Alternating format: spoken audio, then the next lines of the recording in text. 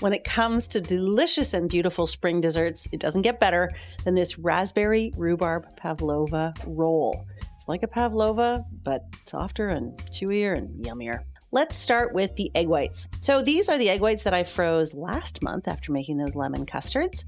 Just thaw them, get them to room temperature, put them in the mixer, and then crank it up to high and let it go. Now you want the egg whites to get to about a sort of a soft peak consistency before adding the sugar. So it looks sort of like this, like they're kind of holding together, not too stiff, not too fluffy. Let's add in the granulated sugar. I add it just by big spoonfuls while the machine is still running. That way it gets nicely incorporated. And then just turn this machine on to high, and I'm going to whoop it until it holds stiff peaks. Now that is not a stiff peak. That is a sad, droopy peak. So it's got to go back on and at high speed until it holds stiff peaks. Hey, shall we take a look at it now? I have a good feeling about this.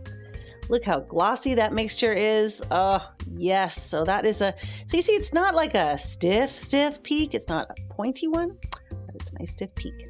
A little bit of lemon juice and a little bit of cornstarch. So it's the lemon juice and the cornstarch that are going to denature the proteins in this meringue and allow it to be rolled instead of like a crispy meringue like you may be used to from a typical pavlova. So the cornstarch and the lemon juice gets mixed in there. Give it a nice big whoop around again so that they're completely incorporated. And now it's time to bake. So I've got my big baking sheet here lined with parchment paper. I always give this one more stir with the whisk and then scrape this whole mixture out onto the parchment paper. I'm going to spread this out into a rough rectangle that should be, about 12-ish by 17-ish. As long as it's a rectangle and it's not too thick, you're golden. So you want it to be a very even layer and, like I said, roughly rectangular. Hot tip, taste this stuff. It tastes like melted marshmallows and it's so good. This needs to bake for about 20 minutes until it's really golden across the top. Okay, let's make the fruit filling. I have got 2 cups of frozen chopped rhubarb. This is actually from my garden from last year. And the same amount of frozen raspberries. Now this is, because it's got rhubarb in it, it's gonna need quite a bit of sugar. And then just a little bit of water to get it started. And all I need to do here is turn up the heat. I'm going to put it on high because I want to bring this to a boil so that the sugar dissolves and all the fruit really dissolves into a beautiful sauce. Ta-da! Just like that. So now with the lid off, I'll cook it for another minute or 2 until it thickens up and becomes totally smooth. And then I'm just going to take it off the heat and let it cool completely. Let's get ready for this meringue by dusting a piece of parchment paper with icing sugar. It really needs to be on something that I can move later, so you should do that first. Here is that beautiful meringue out of the oven, golden, baked. Always err on the side of over baking meringue so that it doesn't weep. Ooh, nice one, Adrian. That was a nice deflating meringue. Okay, so I need to just flop this over onto the prepared piece of parchment paper. Don't worry, the meringue is pretty well stuck to this parchment paper. It's not going to slide off. And then, you got to carefully peel off the parchment paper. Make some whipped cream. So I've got some 35% cream here going into my mixer, which is notorious for spitting whipped cream at me. So I always throw a tea towel over top so I don't get covered in whipped cream as it is whipping. Oh, there was a little drop left there in the bottom of the container. Waste not, want not. Little bit of sugar here. Now you can add as much as a 1/4 cup of sugar, depending on how sweet you like yours. Check the recipe for all the notes. And I am adding a bit of almond extract, which I find goes really, really well with both rhubarb and raspberries.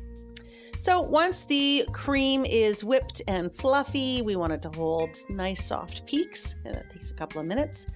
Then we are ready to assemble this pavlova roll. I've got the cooled fruit, I've got the whipped cream, I've got the fully cooled meringue, and it's totally cool, good. Take all that whipped cream and spread it over the meringue. So spread it into an even layer, go right out to the edges so the people who get the end bits don't get mad that they didn't have any whipped cream.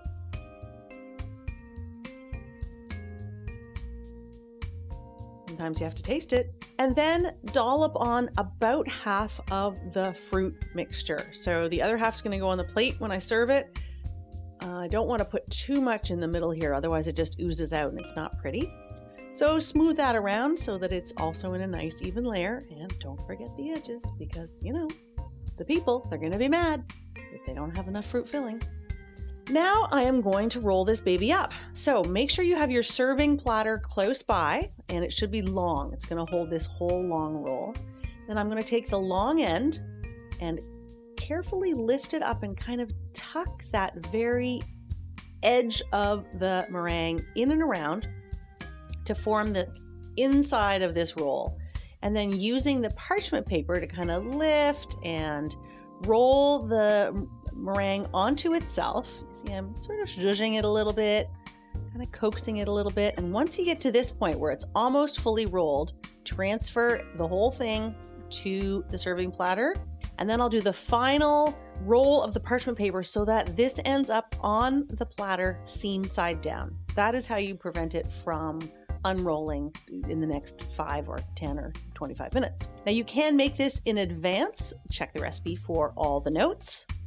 Now I'll just get rid of this parchment paper, and I know it doesn't look like much, does it? It just looks like a log of meringue, which is essentially what it is.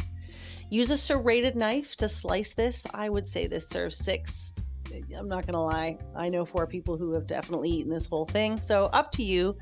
Cut a lovely big slice, lift it onto a serving plate. You see, this is why you have to get the cream and the fruit all the way to the edge.